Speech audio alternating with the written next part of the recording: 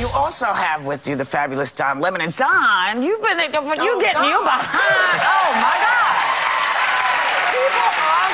They are busting you up. This morning. Twitter, everybody. What the hell? What did you say? What happened? What did you say?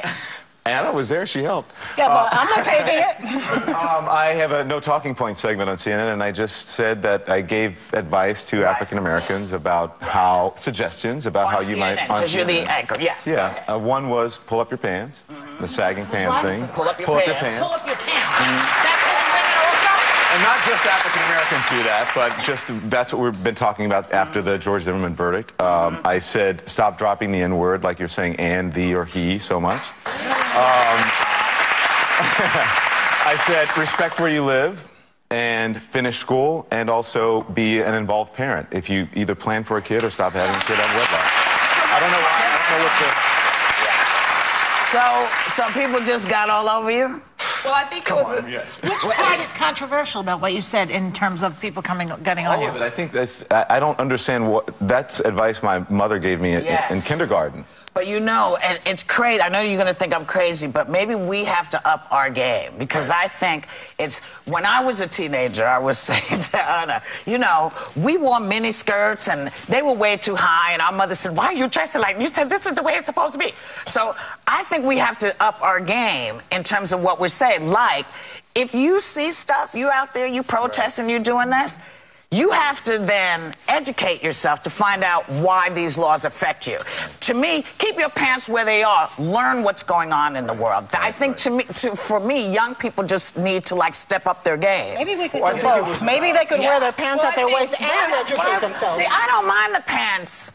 I don't mind the pants. Pants is just a symbol of respect for me, respecting yourself and respecting others. And what I was saying was not how you end racism. I was saying self-empowerment, how you help yourself, because you have to. There are issues in the African American community that go beyond white people, right? That you can fix things yourself, and those are things that we can do. A lot of the controversial stuff also came because you said Bill O'Reilly's criticism didn't go far enough in the black community, and I think a lot of people took umbrage with that.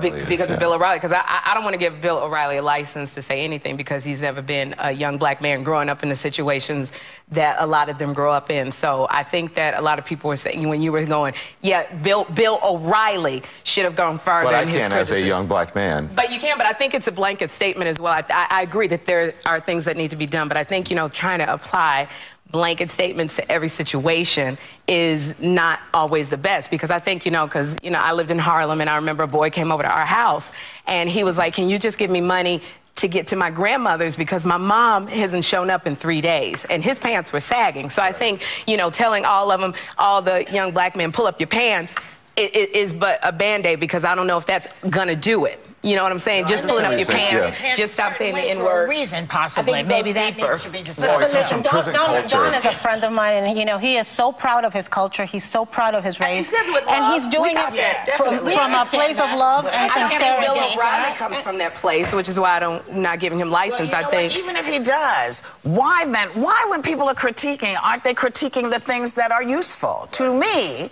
you know, the fact that we can look at a state and go, "Hey, I didn't know this law was there. How come? Why didn't we know? Because we're not paying attention." That's what young people have to do. You have to do the N-word should not be used by rappers or anybody then? I think the proliferation of that word is just, I think it's disrespectful. I think people died for that word, and I don't think that it should just be dropped. I think if, as you guys have talked about on your panel, if it's pertinent to the conversation, especially as a journalist, and you say the word. Well, you are constantly getting hit for saying stuff about black people. He was reading, Don Lemon was reading a piece and said the N-word. People lost their minds. They were like, oh, he said the N-word. Yeah. What? Yeah. It does exist. And then when he says we shouldn't say the N-word, he gets attacked. So it's the difference between saying the N-word, you say someone said the N-word, and you say someone said. Yeah. There is a difference. There's a visceral difference in using it yourself. But you know, we should stop saying the N-word, not because it's politically incorrect. It's because it's incorrect. You don't want to open this bag of things up. We'll be right back with more Hot Topics.